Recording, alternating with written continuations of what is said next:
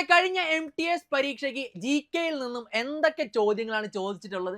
അതുമായിട്ട് ബന്ധപ്പെട്ട് ഈ വരാനിരിക്കുന്ന MTS പരീക്ഷയ്ക്ക് നമുക്ക് എന്തൊക്കെ ചോദ്യങ്ങളാണ് പ്രതീക്ഷിക്കാനായിട്ട് പറ്റുന്നത് എന്നൊക്കെ ഒന്ന് സിമ്പിൾ ആയിട്ട് നോക്കിയാലോ? അപ്പോൾ കഴിഞ്ഞ MTS പരീക്ഷയ്ക്ക് ചോദിച്ച ചോദ്യങ്ങളും അതുമായിട്ട് ബന്ധപ്പെട്ട് ഈ വർഷം MTSന് വേണ്ടിയിട്ട് നിങ്ങൾ എന്തൊക്കെ പോയിന്റുകളാണ് പഠിക്കാനുള്ളതെന്ന് വളരെ ഷോർട്ടായിട്ട് വളരെ പെട്ടെന്ന് ഞാൻ പറഞ്ഞുതരാം. ആകെ ഒരു 10-25 ചോദ്യങ്ങളെ ഞാൻ കൊണ്ടുവന്നിട്ടുള്ളൂ. ഇതുമായിട്ട് ബന്ധപ്പെട്ട് ഈ വർഷം MTS പരീക്ഷയ്ക്ക് എന്തൊക്കെ ചോദ്യങ്ങളായിട്ട് വരാനായിട്ട് പോകുന്നതെന്ന് നമുക്കൊന്ന് നോക്കാം. അപ്പോൾ നമുക്ക് ആദ്യത്തെ ചോദ്യത്തിലേക്ക് കടക്കാം. ഇത് കഴിഞ്ഞ MTS പരീക്ഷയ്ക്ക് ചോദിച്ചൊരു ചോദ്യമാണ്. ജോഗ്രഫിയിൽ നിന്നുള്ള ചോദ്യമാണ്. Which of the following layers of atmosphere makes radio communication possible? അപ്പോൾ നിങ്ങൾക്ക് അറിയാവുന്ന പോലെ തന്നെ ലെയേഴ്സ് ഓഫ് അറ്റ്മോസ്ഫിയർ വളരെ ഇമ്പോർട്ടന്റ് ആയിട്ട് റിപ്പീറ്റഡ് ആയിട്ട് ചോദിക്കുന്ന ഒരു ഏരിയയാണ്. ഇവിടെ ഇതിന്റെ ആൻസർ വരാനായിട്ട് പോകുന്നത് അയോണോസ്ഫിയർ ആണ്. കാരണം നിങ്ങൾക്ക് അറിയാവുന്നത് പോലെ തന്നെ അയോൺസ് ഉള്ള സ്ഥലത്ത് മാത്രമേ നമുക്ക് എന്ത് ചെയ്യാനായിട്ട് പറ്റുള്ളൂ, ഈ പറയുന്ന കമ്മ്യൂണിക്കേഷൻ പോസിബിൾ ആയിട്ട് പറ്റുള്ളൂ. അപ്പൊ നിങ്ങൾക്ക് അറിയാവുന്ന ഒരു കാര്യമാണ്, നമുക്ക് 4 ലെയർ ഓഫ് അറ്റ്മോസ്ഫിയർ ഉണ്ട്. ഇത് ഡീറ്റെയിൽ ആയിട്ടൊന്നും പഠിക്കേണ്ട, പക്ഷേ ഇമ്പോർട്ടന്റ് ആയിട്ട് അറിഞ്ഞിരിക്കേണ്ട ഒരു പോയിന്റ് ഉണ്ട്. ഓൾ വെതർ ഫിനോമിനൻ, അതായത് നമ്മുടെ ക്ലൗഡും റെയിൻഫോളും അതൊക്കെ കാണുന്നത് ട്രോപ്പോസ്ഫിയറിലാണ്. ജെറ്റുകൾ പോകുന്നത് സ്ട്രാറ്റോപോസിൽ കൂടെയാണ്. കൂടാതെ നമ്മളുടെ ഓസോൺ ലെയർ കാണുന്നത് സ്ട്രാറ്റോസ്ഫിയറിലാണ്. കമ്മ്യൂണിക്കേഷൻ പോസിബിൾ ആയിരിക്കുന്നത് അയണോസ്ഫിയറിലാണ്. ഇത്രയും പോയിന്റുകൾ ലെയേഴ്സ് ഓഫ് അറ്റ്മോസ്ഫിയറിൽ നിന്ന് പഠിക്കുക. ഇങ്ങനെ വേണം നിങ്ങൾ പഠിച്ചു പോകാനായിട്ട്. ഇനി അവസാന ദിവസങ്ങളിൽ ഇതുപോലത്തെ ഒരു പ്രീവിയസ് ഇയർ ചോദ്യങ്ങൾ കണ്ടു കഴിഞ്ഞാൽ ഒരു ചോദ്യം എടുക്കുക, അതിന്റെ ആൻസർ എനിക്ക് ചെയ്യാൻ പറ്റുന്നുണ്ടോ എന്ന് നോക്കുക, അതുമായിട്ട് ബന്ധപ്പെട്ടതുപോലെ ഒരു 3-4 പോയിന്റ് പഠിച്ചു വെക്കുക. ഈ ഒരു അപ്രോച്ചാണ് MTS പരീക്ഷയ്ക്ക് ഏറ്റവും ബെസ്റ്റ് ആയിട്ട് ഈ ലാസ്റ്റ് ഡേയ്സിൽ ചെയ്യാനായിട്ട് പറ്റുന്നത്. അപ്പോൾ ഈ ഒരു അപ്രോച്ച് തന്നെ നിങ്ങൾക്ക് ഫോളോ ചെയ്യാൻ പറ്റുന്നതാണ്. നമുക്കിനി അടുത്തൊരു ക്വസ്റ്റ്യനിലേക്ക് പോകാം. അടുത്തൊരു ക്വസ്റ്റ്യൻ എന്ന് പറഞ്ഞാൽ which of the following river falls in the Arabian sea? അപ്പോൾ അറബിക്കടലിൽ ചെന്ന് പതിക്കുന്നത് താഴെ പറയുന്നവയിൽ ഏത് നദിയാണെന്നാണ് ചോദിച്ചേക്കുന്നത്. അപ്പോൾ നിങ്ങൾക്ക് വേറൊരു കാര്യം കൂടി അറിയാവുന്ന പോലെ തന്നെ MTS പരീക്ഷ മലയാളത്തിലുമുണ്ട്. നമുക്ക് ക്ലാസ്സുകളും കാര്യങ്ങളും എല്ലാം തന്നെ മലയാളത്തിലും അവൈലബിൾ ആണ് കേട്ടോ. ക്ലാസ്സും നോട്ടും എല്ലാം തന്നെ ഇംഗ്ലീഷിലും മലയാളത്തിലും നമുക്ക് ഇവിടെ അവൈലബിൾ ആണ്. അപ്പോൾ നമുക്ക് ചോദ്യത്തിലേക്ക് കടന്നു കഴിഞ്ഞു കഴിഞ്ഞാൽ അറബിക്കടലിൽ ചെന്ന് പതിക്കുന്ന നദി ഏത്, അല്ലെങ്കിൽ which of the following river falls in the Arabian sea എന്നാണ് ചോദിച്ചേക്കുന്നത്. നിങ്ങൾക്ക് ഈ ഓപ്ഷൻസ് നോക്കിക്കഴിഞ്ഞാൽ തന്നെ മനസ്സിലാവും. ഇൻഡസ് നദി എവിടെയായിരിക്കും? ഇൻഡസ് നദി അവിടെ നിന്നാണ് ഒഴുകുന്നത് അല്ലേ? ഹിമാലയത്തിൽ നിന്ന് ഒഴുകിയിട്ട് നമ്മുടെ ഇന്ത്യ പാകിസ്ഥാനൊക്കെ വഴി ഇങ്ങനെ അറബിക്കടലിലേക്കല്ലേ, ഈ ഒരു സൈഡിലേക്കല്ലേ ഒഴുകുന്നത്. മറിച്ച് നമ്മളിപ്പോൾ ഒരു ഗോദാവരി നദി എടുത്തു കഴിഞ്ഞാൽ എങ്ങനെയായിരിക്കും? മഹാരാഷ്ട്രയിൽ നിന്ന് ഉത്ഭവിച്ച് നേരെ ഇങ്ങോട്ടേക്കാണ് പോകുന്നത് അല്ലേ? അതായത് നമ്മുടെ ബേ ഓഫ് ബംഗാളിന്റെ ഭാഗത്തേക്കാണ് പോകുന്നത് അല്ലേ? ഇനി ബ്രഹ്മപുത്ര എടുത്തു കഴിഞ്ഞാലും അതും അഗൈൻ ചൈനയിൽ നിന്ന് ഉത്ഭവിച്ച് നേരെ ബേ ഓഫ് ബംഗാളിന്റെ ഭാഗത്തേക്കാണ് പോകുന്നത്. കൃഷ്ണ എടുത്തു കഴിഞ്ഞാലും അങ്ങനെ തന്നെ മഹാരാഷ്ട്രയിൽ നിന്ന് നേരെ ബേ ഓഫ് ബംഗാളിന്റെ ഭാഗത്തേക്കാണ് പോകുന്നത്. സ്വാഭാവികമായിട്ടും ഓപ്ഷൻ എന്തായിരിക്കും വരുന്നത്? ഓപ്ഷൻ എ ആണ് നമുക്ക് വരാനായിട്ട് പോകുന്നത് അല്ലേ? ഇത് സിമ്പിൾ ആയിട്ടുള്ള കാര്യമാണ്. നിങ്ങൾ നദികൾ പഠിക്കുമ്പോൾ എപ്പോഴും പഠിക്കേണ്ട ഒരു കാര്യമാണ് ഇമ്പോർട്ടന്റ് ആയിട്ടുള്ള നദികൾ. ഉദാഹരണത്തിന് ഇൻഡസ്, ഗോദാവരി, ബ്രഹ്മപുത്ര, കൃഷ്ണ, ഇതിന്റെയൊക്കെ പ്രധാനപ്പെട്ട ട്രിബ്യൂട്ടറീസിന്റെ പേര് മാത്രം. ഇവ എവിടെ നിന്നാണ് ഉത്ഭവിക്കുന്നത്, പിന്നെ ഇൻഡസ് നദി എവിടെ വെച്ചാണ് അളകനന്ദയുമായിട്ട് കൂടിച്ചേർന്നിട്ട് ഈ പറയുന്ന ഒരു ഇൻഡസ് നദിയായിട്ട് മാറുന്നത്, ഭഗീരഥി അളകനന്ദ കൂടി കൂടിച്ചേരുന്ന ആ ഒരു പോയിന്റ് ദേവപ്രയാഗ്, അങ്ങനത്തെ കുറച്ച് ഇമ്പോർട്ടന്റ് ആയിട്ടുള്ള പോയിന്റുകൾ മാത്രം നോക്കി വെച്ചാൽ മതി. അതല്ലാതെ ഡീറ്റെയിൽ ആയിട്ടൊന്നും പഠിച്ചു പോകേണ്ട. ഇവിടെ നമ്മൾ അമൽ സാറിന്റെ ക്ലാസ് ഒക്കെ നിങ്ങൾ കണ്ടിട്ടുണ്ടെങ്കിൽ മനസ്സിലായിട്ടുണ്ടാവും. നിങ്ങൾ ഒരുപാട് വരച്ച് പഠിക്കുന്ന മെത്തേഡും കാര്യങ്ങളൊക്കെ കാണിച്ചു തന്നിട്ടുണ്ട്. അപ്പോൾ ഈ ഒരു രീതിയിൽ ട്രിബ്യൂട്ടറീസുമായിട്ട് ബന്ധപ്പെട്ട് പഠിക്കുകയാണെങ്കിൽ വളരെ നല്ലൊരു കാര്യമാണ്. അപ്പോൾ നദികളുമായിട്ടുള്ള ബേസിക് കാര്യങ്ങൾ എന്തായാലും നോട്ട് ചെയ്ത് വെച്ചാൽ, അതുപോലെ തന്നെ ഇമ്പോർട്ടന്റ് ആയിട്ടുള്ള ഒരു പോയിന്റാണ് ലേക്സ്. ഇമ്പോർട്ടന്റ് ആയിട്ടുള്ള ലേക്കുകളും ഒന്ന് നോട്ട് ചെയ്ത് വെച്ചാൽ, സില്ലേരു ലേക്ക്, അങ്ങനെ ഒരുപാട് ലേക്കുകൾ, നമുക്ക് ചിലിക്ക ലേക്ക്, സാമ്പാർ ലേക്ക്, അങ്ങനത്തെ ലേക്കുകൾ എല്ലാം തന്നെ എന്ത് ചെയ്ത് വെച്ചേക്കാം, ഒന്ന് നോട്ട് ചെയ്ത് വെച്ചേക്കാം, ഇമ്പോർട്ടന്റ് ആണ്. ഇനി അടുത്തത് ഹിസ്റ്ററിയുമായിട്ട് ബന്ധപ്പെട്ട ഒരു ചോദ്യമാണ്. Who among the following kings founded the Maurya empire in ancient India? അപ്പോൾ ഏൻഷ്യന്റ് ഇന്ത്യയിൽ മൗര്യ സാമ്രാജ്യം ഫൗണ്ട് ചെയ്തത് ഏത് എംപയർ ആണ്, അല്ലെങ്കിൽ ഏത് രാജാവാണെന്നാണ് ക്വസ്റ്റ്യൻ ചോദിച്ചേക്കുന്നത്. സിമ്പിൾ ചോദ്യമാണ്. നിങ്ങൾക്ക് അറിയാവുന്ന പോലെ തന്നെ അശോകൻ, ചന്ദ്രഗുപ്തൻ, ബിന്ദുസാരൻ ഇവരൊക്കെ ആരാണ്? ഈ പറയുന്ന മൗര്യ സാമ്രാജ്യത്തിന്റെ ഭാഗമായിട്ടുള്ളവരാണ്. പക്ഷെ നമുക്കറിയാവുന്ന പോലെ തന്നെ ഫൗണ്ടർ ആരായിരുന്നു? ചന്ദ്രഗുപ്ത മൗര്യനാണ് ഇതിന്റെ ഒരു ഫൗണ്ടർ എന്ന് വിളിക്കുന്നത്. റിപ്പീറ്റഡ് ആയിട്ട് MTS ചോദിച്ചു വന്നിരുന്ന ഒരു ചോദ്യമാണ് ഈ മൗര്യ സാമ്രാജ്യവും അതിന്റെ ഫൗണ്ടറും ആരൊക്കെയായിരുന്നു. അതുപോലെ തന്നെ നമ്മൾ അറിഞ്ഞിരിക്കേണ്ട ഒരു ഇമ്പോർട്ടന്റ് ആളാണ് ആര്? നമ്മുടെ അശോക എന്ന് പറഞ്ഞു കഴിഞ്ഞാൽ അശോകനാണ് ആദ്യമായിട്ട് ഇൻസ്ക്രിപ്ഷൻസിലൂടെ, അതായത് ഇതുപോലെ പില്ലറുകളൊക്കെ വെച്ചിട്ട് അതുവഴി കമ്മ്യൂണിക്കേറ്റ് ചെയ്തത് അശോകനാണെന്ന് അറിഞ്ഞിരിക്കുക. കലിംഗ യുദ്ധത്തിൽ അശോകനാണെന്ന് അറിഞ്ഞിരിക്കുക. ബുദ്ധിസം പ്രൊമോട്ട് ചെയ്ത് അശോകനാണെന്ന് അറിഞ്ഞിരിക്കുക. ഇങ്ങനെ 3-4 പോയിന്റ് അശോകനുമായിട്ട് ബന്ധപ്പെട്ടുള്ള ഇമ്പോർട്ടന്റ് പോയിന്റുകൾ എന്തായാലും നോട്ട് ചെയ്ത് വെച്ചിരിക്കുക. ചന്ദ്രഗുപ്ത മൗര്യനിലേക്ക് വന്നു കഴിഞ്ഞാൽ ഇവിടെയാണ് നമ്മുടെ കൗഡില്യനും അർത്ഥശാസ്ത്രമൊക്കെ വന്നിരിക്കുന്നത്. ആ ഒരു പോയിന്റ് ഒന്ന് നോട്ട് ചെയ്ത് വെച്ചിരിക്കുക. പിന്നെ വളരെ സെൻട്രലൈസ്ഡ് ആയിട്ടുള്ള ഒരു അഡ്മിനിസ്ട്രേഷൻ ആയിരുന്നു മൗര്യ സാമ്രാജ്യത്തിൻ്റെത് എന്ന് കൂടി ഒന്ന് മനസ്സിലാക്കിയിരിക്കുക. അത്രയും മതി. അപ്പോൾ ഇത്രയും പോയിന്റുകൾ ഒന്ന് ഓർത്തിരിക്കുക. പിന്നെ ഈ ഒരു ക്രോണോളജിയും കൂടി ഒന്ന് അറിഞ്ഞിരിക്കണം കേട്ടോ. നമുക്കറിയാവുന്ന പോലെ ചന്ദ്രഗുപ്ത മൗര്യന് ശേഷം വന്നത് ബിന്ദുസാരനാണ്. ബിന്ദുസാരന്റെ മകനായിരുന്നു ആര്? അശോകൻ. അപ്പോൾ ഈ ഒരു ക്രോണോളജിയും കൂടി പഠിച്ചു കഴിഞ്ഞാൽ, ഇത്രയും പോയിന്റ് പഠിച്ചാൽ നമ്മുടെ മൗര്യ സാമ്രാജ്യത്തിലെ ഇമ്പോർട്ടന്റ് ആയിട്ടുള്ള പോയിന്റുകളെല്ലാമായി. അപ്പോൾ ഈ ഒരു മാതൃക തന്നെ നിങ്ങളും ഫോളോ ചെയ്യാനായിട്ട് ശ്രദ്ധിക്കുക. അടുത്തൊരു ചോദ്യം എന്ന് പറയുന്നത് നമ്മുടെ മോഡേൺ ഇന്ത്യയുമായിട്ട് ബന്ധപ്പെട്ടാണ്. Battle of Plassey was fort. അപ്പോൾ പ്ലാസി യുദ്ധം ഏത് വർഷമാണ് നടന്നതെന്നാണ് ക്വസ്റ്റ്യൻ ചോദിച്ചിരിക്കുന്നത്. നമുക്കറിയാവുന്ന പോലെ തന്നെ 1757 പ്ലാസി യുദ്ധം നടന്നത്. സിറാജ് ഉദ്ദൗളയും അതുപോലെ തന്നെ റോബർട്ട് ക്ലൈവുമായിട്ടായിരുന്നു യുദ്ധം നടന്നത്. അപ്പോൾ ബാറ്റിൽ ഓഫ് പ്ലാസി യുദ്ധവുമായിട്ട് ബന്ധപ്പെട്ട കാര്യങ്ങൾ അറിഞ്ഞിരിക്കുക. ഇതുപോലെ തന്നെ ബാറ്റിൽ ഓഫ് ബുക്കാർ 1764 നടന്നിട്ടുള്ള ബാറ്റിൽ ഓഫ് ബുക്കാർ, അതുപോലെ തന്നെ 1756 നടന്നിട്ടുള്ള ബാറ്റിൽ ഓഫ് പാനിപ്പത്ത്, അതുപോലെ തന്നെ തേർഡ് കർണാട്ടിക് വാർ, 1761 പാനിപ്പത്ത്, അതുപോലെ തന്നെ തേർഡ് കർണാട്ടിക് വാർ. ഇങ്ങനത്തെ പോയിന്റുകളെല്ലാം തന്നെ എന്ത് ചെയ്തിരിക്കുക, ഒന്ന് നോട്ട് ചെയ്ത് വെച്ചിരിക്കുക. ഇമ്പോർട്ടന്റ് ആണ്. കാരണം ആ ഒരു കാലഘട്ടത്തിൽ 1757, 1758, 1761, 1764 ഈ സമയത്തെല്ലാം ഓരോ യുദ്ധങ്ങൾ വെച്ച് നടന്നിട്ടുണ്ട്. അപ്പോൾ ഈ ഒരു വർഷങ്ങൾ ഇമ്പോർട്ടന്റ് ആണ്, എന്തായാലും ഒന്ന് പഠിച്ചിരിക്കുക. ഇമ്പോർട്ടന്റ് ആയിട്ടുള്ള സംഭവമാണ്. അടുത്തത്, reign of the dynasty has been described as the golden age of Indian civilization. അപ്പോൾ ഏത് രാജവംശത്തിന്റെ ഭരണമായിരുന്നു നമ്മുടെ ഏൻഷ്യന്റ് ഇന്ത്യ കാലഘട്ടത്തിൽ ഗോൾഡൻ ഏജ്, സുവർണ കാലഘട്ടം എന്ന് വിശേഷിപ്പിക്കുന്നത് ഏത് കാലഘട്ടമായിരുന്നു എന്നാണ് ക്വസ്റ്റ്യൻ ചോദിച്ചിരിക്കുന്നത്. നമുക്കറിയാവുന്ന പോലെ തന്നെ ബുദ്ധന്റെ ആയിരുന്നോ? അല്ല. ഹർഷവർദ്ധന്റെ ആയിരുന്നോ? അല്ല. ഗുപ്ത കാലഘട്ടമാണ് എന്ത് സുവർണ കാലഘട്ടമായിട്ട് പറയപ്പെടുന്നത്. നമ്മുടെ ആർട്ട് ആൻഡ് കൾച്ചറിന്റെ കാര്യത്തിലായിക്കോട്ടെ, അതുപോലെ തന്നെ നിർമ്മിതികളുടെ കാര്യത്തിൽ, എന്ത് കാര്യത്തിൽ എടുത്തു കഴിഞ്ഞാലും ശരി, ഒരു പുരാതന ഇന്ത്യയിലെ ഏറ്റവും സുവർണ കാലഘട്ടം എന്ന് വിളിക്കുന്നത് ഗുപ്ത എംപയറിന്റെ കാലഘട്ടമായിരുന്നു. സോ ഗുപ്ത സാമ്രാജ്യവുമായിട്ട് ബന്ധപ്പെട്ട് നിങ്ങൾ അറിഞ്ഞിരിക്കേണ്ട കുറച്ച് ഇമ്പോർട്ടന്റ് ആയിട്ടുള്ള പോയിന്റുകൾ. ഫഹീൻ എന്ന് പറയുന്ന ട്രാവലർ വന്നത് ഏത് രാജാവിന്റെ കാലഘട്ടത്തിലാണെന്ന് ഓർത്തിരിക്കുക. കൂടാതെ തന്നെ സമുദ്രഗുപ്തമായിട്ട് ബന്ധപ്പെട്ട് ഇന്ത്യൻ നെപ്പോളിയൻ എന്ന് വിളിക്കുന്ന സമുദ്രഗുപ്തയുമായിട്ട് ബന്ധപ്പെട്ടുള്ള കാര്യങ്ങളൊക്കെ ഒന്ന് അറിഞ്ഞിരിക്കുക. അടുത്തതെന്ന് പറഞ്ഞു കഴിഞ്ഞാൽ നമ്മുടെ ചന്ദ്രഗുപ്തനുമായിട്ട് ബന്ധപ്പെട്ടുള്ള കാര്യങ്ങളൊക്കെ ഒന്ന് അറിഞ്ഞിരിക്കുക. നിങ്ങൾക്ക് അറിയാവുന്നതുപോലെ തന്നെ അയൺ പില്ലർ ഓഫ് മെഹ്റോലിൽ ചന്ദ്ര എന്ന് എഴുതിയിരിക്കുന്നത് ഈ ചന്ദ്രഗുപ്തനെ കുറിച്ചാണ്. പിന്നെ നവരത്നാസ് ഉണ്ടായിരുന്നു, ചന്ദ്രഗുപ്തന്റെ സഭയിൽ നവരത്നാസ് ഉണ്ടായിരുന്നു. അതിൽ ഇമ്പോർട്ടന്റ് ആയിട്ടുള്ള കാളിദാസനെ കുറിച്ച് എഴുതിയിട്ടുള്ള കാളിദാസന്റെ പുസ്തകങ്ങളൊക്കെ ഒന്ന് നോക്കിയിരിക്കുക. പിന്നെ വരാഹമിഹിരന്റെ പുസ്തകങ്ങളും ഒന്ന് നോക്കിയിരിക്കുക. ഇത് വളരെ വളരെ ഇമ്പോർട്ടന്റ് ആയിട്ടുള്ള കാര്യങ്ങളാണ്. അപ്പൊ നവരത്നങ്ങളിൽ എല്ലാവരെയും അറിഞ്ഞില്ലെങ്കിലും ഇതുപോലെ ഒന്ന് രണ്ട് ആൾക്കാരെ എന്തായാലും ഒന്ന് പഠിച്ചിരിക്കുക, ഇമ്പോർട്ടന്റ് ആണ്. അപ്പോൾ ഇത്രയും കുറച്ച് ബേസിക് ആയിട്ടുള്ള കാര്യങ്ങളൊക്കെ ഗുപ്ത സാമ്രാജ്യവുമായിട്ട് ബന്ധപ്പെട്ട് എപ്പോൾ വേണമെങ്കിലും നമ്മുടെ MTS പരീക്ഷയ്ക്ക് പ്രത്യക്ഷപ്പെടാവുന്ന ചോദ്യങ്ങളാണ്. അപ്പൊ എന്തായാലും അതൊന്ന് നോക്കിയിരിക്കുക. അടുത്തത്, who among the following was the first Mughal emperor in India. അപ്പൊ മുഗൾ സാമ്രാജ്യം ആരംഭിച്ചത് ആരാണ്? വളരെ ഫേവറേറ്റ് ആയിട്ട് SSCയുടെ ഏത് പരീക്ഷ എടുത്തു കഴിഞ്ഞാലും വളരെ ഫേവറേറ്റ് ആയിട്ടുള്ള ഏരിയ ആണ് നമ്മുടെ ബാബറുമായിട്ട് ബന്ധപ്പെട്ടുള്ള ഏരിയ. അപ്പോൾ നമുക്ക് ആൻസർ വരാൻ പോകുന്നതും ഇവിടെ ബാബർ തന്നെയാണ്. നിങ്ങൾക്ക് അറിയാവുന്ന പോലെ തന്നെ ഇന്ത്യയിൽ ഈ പറയുന്ന പീരങ്കി, ഒരു ഗൺ പൗഡർ, ആ പരിപാടികളൊക്കെ ഒന്ന് ഫേമസ് ആക്കിയത് ആരായിരുന്നു? ഈ പറയുന്ന ബാബർ ആയിരുന്നു. ഫസ്റ്റ് ബാറ്റിൽ ഓഫ് പാനിപ്പത്ത് ബാബറും ഇബ്രാഹിം ലോധിയും തമ്മിലായിരുന്നു. പിന്നെ ബാബർ വന്നതിന് ശേഷം, ഈ ലോധിക്ക് ശേഷം 2 യുദ്ധങ്ങൾ കൂടി ചെയ്തിട്ടുണ്ടായിരുന്നു. അതൊന്ന് നോട്ട് ചെയ്ത് വെച്ചിരിക്കുക. അത്തരത്തിലുള്ള ഇമ്പോർട്ടന്റ് ആയിട്ടുള്ള പോയിന്റുകളൊക്കെ ഒന്ന് ബാബറുമായിട്ട് ബന്ധപ്പെട്ട് പഠിച്ചു വെച്ച് കഴിഞ്ഞാൽ ആ ഒരു പോർഷൻ അങ്ങ് തീർന്നു. അപ്പൊ ബാബർ നമുക്ക് വളരെ ഇമ്പോർട്ടന്റ് ആയിട്ടുള്ള ആളാണ്. എപ്പോഴും SSC പരീക്ഷയ്ക്ക് റിപ്പീറ്റഡ് ആയിട്ട് ചോദിക്കുന്ന ഒരാളാണ് ബാബർ. അപ്പൊ ബാബറുമായിട്ട് ബന്ധപ്പെട്ടുള്ള പോയിന്റുകൾ കൂടി ഒന്ന് നോട്ട് ചെയ്ത് വെച്ചിരിക്കുക. അടുത്തത്, who was the Mughal emperor during 1857 revolt.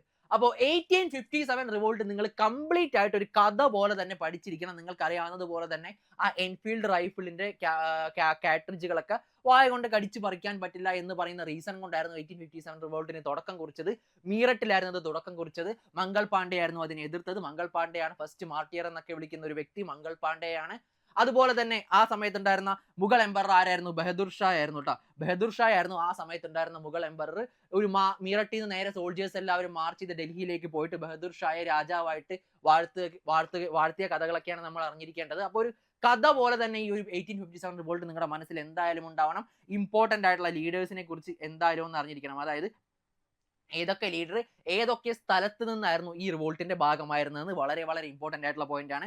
അതുകൂടി ഒന്ന് നോട്ട് ചെയ്തേക്കുക. പിന്നെ മംഗൾ പാണ്ഡെ ഹാങ് ചെയ്ത സ്ഥലം ബാരക്പൂർ, അതും എക്സാമുകൾക്ക് ചോദിക്കാവുന്ന ഒരു സ്ഥലമാണ്. അപ്പൊ ബാരക്പൂരും കൂടി ഒന്ന് നോട്ട് ചെയ്ത് വെച്ചിരിക്കുക. അപ്പോൾ ഇതുപോലെ കുറച്ച് ബേസിക് ആയിട്ടുള്ള പോയിന്റുകൾ നിങ്ങൾ തന്നെ ഇപ്പൊ നോട്ട് ഉണ്ടാക്കാനൊന്നും നിൽക്കണ്ട.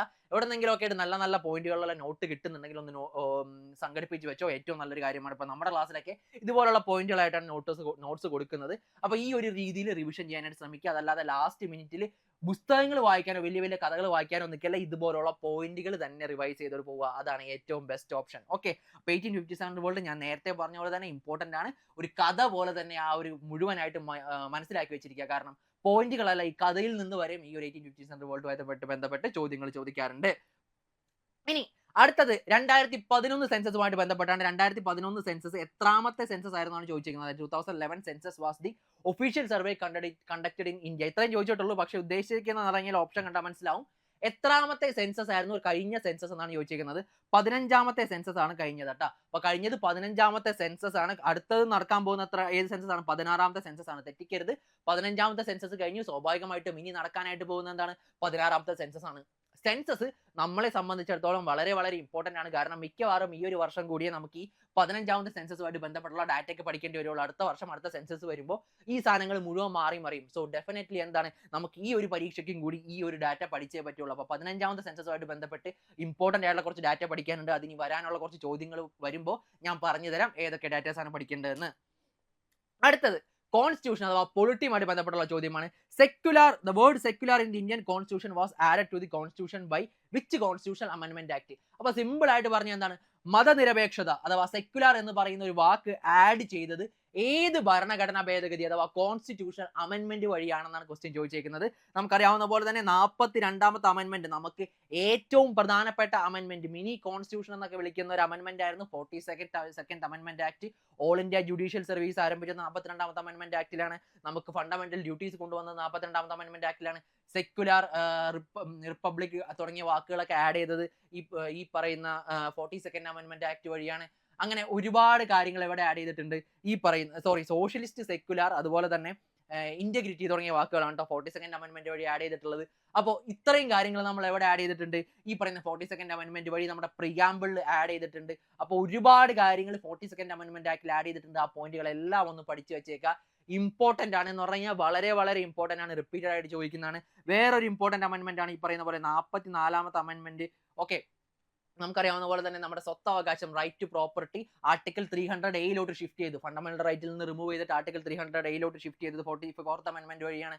പിന്നെ 52nd അമെൻമെന്റ്, 10th ഷെഡ്യൂൾ കൊണ്ടുവന്ന അമെൻമെന്റ്, ഇമ്പോർട്ടന്റ് ആയിട്ടുള്ള അമെൻമെന്റുകളാണ് ഇതൊക്കെ. പിന്നെ നമുക്കറിയാവുന്ന പോലെ തന്നെ 71, 72 അങ്ങനത്തെ 73 അങ്ങനത്തെ കുറച്ച് അമെൻമെന്റുകളൊക്കെ വളരെ വളരെ ഇമ്പോർട്ടന്റ് ആയിട്ടുള്ള അമെൻമെന്റുകളാണ്. പിന്നെ നോക്കിക്കഴിഞ്ഞാൽ 97th അമെൻമെന്റ് വളരെ ഇമ്പോർട്ടന്റ് ആണ്. പിന്നെ 100ന് ശേഷമുള്ള എല്ലാ അമെൻമെന്റും അങ്ങ് പഠിച്ചു വെച്ചോട്ടാ. 100ന് ശേഷമുള്ള എല്ലാ അമെൻമെന്റും വളരെ വളരെ ഇമ്പോർട്ടന്റ് ആണ്. ലാസ്റ്റ് കഴിഞ്ഞ അമെൻമെന്റ് വരെ 100ന് ശേഷമുള്ള എല്ലാ അമെൻമെന്റും നല്ല അടിപൊളിയായിട്ട് പക്കയായിട്ട് പഠിച്ചു വെച്ചോ. എപ്പോഴും നിരന്തരം ചോദിക്കുന്ന ഒരു ചോദ്യമാണ്. അപ്പോൾ അത് കൂടി ഒന്ന് നോട്ട് ചെയ്ത് വെച്ചിരിക്കുക. അടുത്തത്, which of the following is A crop grown in rabi season. അപ്പോൾ റാബി സീസണിൽ കൾട്ടിവേറ്റ് ചെയ്യുന്ന ക്രോപ്പ് ഏതാണെന്നാണ് ചോദിച്ചിരിക്കുന്നത്. നിങ്ങൾക്ക് അറിയാവുന്നതുപോലെ തന്നെ അരി ഖാരിഫ് ക്രോപ്പാണ് അല്ലേ. ഇനി വീറ്റ് എന്താണ്, നമുക്ക് ഈ അറിയാവുന്ന പോലെ തന്നെ റാബി ക്രോപ്പാണ് വീറ്റ് എന്ന് പറഞ്ഞു കഴിഞ്ഞാൽ. ഇവിടെ നമ്മൾ മനസ്സിലാക്കിയിരിക്കേണ്ട ഒരു കാര്യം, ഇപ്പോൾ ഖാരിഫ് ക്രോപ്സ് പഠിക്കാൻ നിന്ന് കഴിഞ്ഞാൽ ഒരുപാടുണ്ട്. നിങ്ങൾക്ക് തന്നെ ഊഹിക്കാം, നിങ്ങൾക്ക് റൈസ് തൊട്ട് അങ്ങോട്ട് മഴ വേണ്ടി വരുന്ന ഷുഗർ കെയിൻ അങ്ങോട്ടേക്ക് ഒരുപാട് ക്രോപ്പുകൾ എന്താണ്, നല്ല മഴ ആവശ്യം വരുന്ന ക്രോപ്പുകളാണ്. അപ്പോൾ സ്വാഭാവികമായിട്ട് മഴ ആവശ്യം വരുമ്പോൾ അത് ഖാരിഫ് സീസണിലാണ് വരുന്നത്. നേരെ മറിച്ച് മഴ കുറച്ച് മീഡിയം ലെവലിൽ മതി എന്നുള്ള ക്രോപ്പുകളൊക്കെ ഏതാണ്, നമ്മുടെ വീറ്റ്, അതുപോലെ തന്നെ ഗ്രാം, പിന്നെ വരുന്നത് എന്താണ് ബാർലി തുടങ്ങിയ സാധനങ്ങളൊക്കെ എന്താണ് ഈ പറയുന്ന റാബി ക്രോപ്സിൽ പെട്ടവയാണ്. അപ്പോൾ എന്തായാലും എന്ത് മനസ്സിലാക്കിയിരിക്കുക, വീറ്റ്, ഗ്രാം, ബാർലി തുടങ്ങിയ ക്രോപ്പുകളെല്ലാം ഈ പറയുന്ന റാബി ക്രോപ്സ് ആണെന്ന് മനസ്സിലാക്കിയിരിക്കുക. അതുപോലെ തന്നെ സെയ്ദ് ക്രോപ്സുകളും ഉണ്ട്. അത് നമുക്കറിയാലോ, തീരെ വെള്ളം വേണ്ട, കുറച്ച് വെള്ളം മാത്രം മതിയുള്ള ക്രോപ്സുകളാണ് സെയ്ദ് ക്രോപ്സ്. നമ്മൾ സമ്മറിൽ കൃഷി ചെയ്യുന്നതാണ്. അപ്പോൾ നമുക്ക് പ്രധാനമായിട്ട് 3 സീസണുകളാണ് ഉള്ളതെന്ന് അറിഞ്ഞിരിക്കുക. അതുപോലെ തന്നെ ഇമ്പോർട്ടന്റ് ആയിട്ടുള്ള അഗ്രികൾച്ചർ ആയിട്ടുള്ള ക്രോപ്സ്, ഇപ്പോൾ ഒരുപാട് വെള്ളം ആവശ്യമുള്ള ക്രോപ്സ്, നിങ്ങൾക്ക് അറിയാവുന്ന പോലെ തന്നെ ഷുഗർ കെയിൻ ഒരുപാട് വെള്ളം ആവശ്യമുള്ള ക്രോപ്പാണ്. അതിനുശേഷം നമ്മുടെ അരി, ഗോതമ്പ്, ഇതിനും വെള്ളം ആവശ്യമുള്ള ക്രോപ്പുകളാണ്. ഏറ്റവും കൂടുതൽ വെള്ളം നമുക്ക് പറയാനായിട്ട് പറ്റുന്നത് നമ്മുടെ ഷുഗർ കെയിൻ്റെ കാര്യത്തിലാണ്. പിന്നെ നമ്മുടെ മേജർ ആയിട്ടുള്ള ക്രോപ്പുകളൊക്കെ കൾട്ടിവേറ്റ് ചെയ്യുന്ന സ്റ്റേറ്റുകൾ ഒന്ന് നോട്ട് ചെയ്ത് വെച്ചേക്കുക. ഇപ്പൊ നോക്കിക്കഴിഞ്ഞാൽ കോഫി കർണാടക, അതുപോലെ തന്നെ ടീ ആസാം ഭാഗം. അപ്പോൾ ആ രീതിയിലുള്ള ഇമ്പോർട്ടന്റ് ആയിട്ടുള്ള കുറച്ച് ക്രോപ്പുകൾ കൾട്ടിവേറ്റ് ചെയ്യുന്നത് ഏത് സ്റ്റേറ്റിലാണ് ഏറ്റവും ടോപ്പ് നിൽക്കുന്നതെന്നൊന്ന് മനസ്സിലാക്കിയിരുന്നിരിക്കുക. പിന്നെ ഈ പൊക്കാളി കൃഷി പോലുള്ള കൃഷികളൊക്കെ നമ്മുടെ കേരള ഭാഗത്തൊക്കെ കാണുന്നുണ്ട്. അതുകൂടി ഒന്ന് നോട്ട് ചെയ്ത് വെച്ചിരിക്കുക.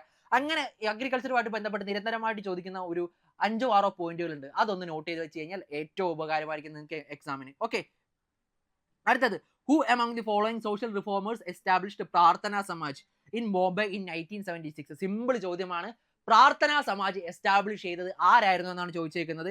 ഗോപാൽ ഹരി ദേശ്മുഖ് ആണോ? അല്ല, പുള്ളിക്കാരനായിരുന്നു മറ്റേ ലോകാഹിതവാദി എന്നൊക്കെ വിളിച്ചിരുന്ന വ്യക്തി, പുള്ളിക്കാരനല്ല. ആത്മറാം പാണ്ഡുറങ്ങാണ് എന്ത് എസ്റ്റാബ്ലിഷ് ചെയ്യുന്നത്, പ്രാർത്ഥന സമാജ് എസ്റ്റാബ്ലിഷ് ചെയ്യുന്നത്. അപ്പോൾ ആത്മാറാം പാണ്ഡുറാങ്, MG റെനാഡയുടെ ഒക്കെ ഒരു സഹായത്തോട് കൂടിയായിരുന്നു ഈ പറയുന്ന പ്രാർത്ഥന സമാജ് എസ്റ്റാബ്ലിഷ് ചെയ്തത്. ഇമ്പോർട്ടന്റ് ആണ്. ആത്മറാം പാണ്ഡുറാങ്ങിനെ സഹായിച്ചത് ആരാണെന്ന് ചോദിക്കാറുണ്ട്. MG റെനാഡെ ആയിരുന്നു. നമുക്കറിയാവുന്ന പോലെ തന്നെ പഠിക്കുന്ന ഒരാളാണ് MG റെനാഡെ.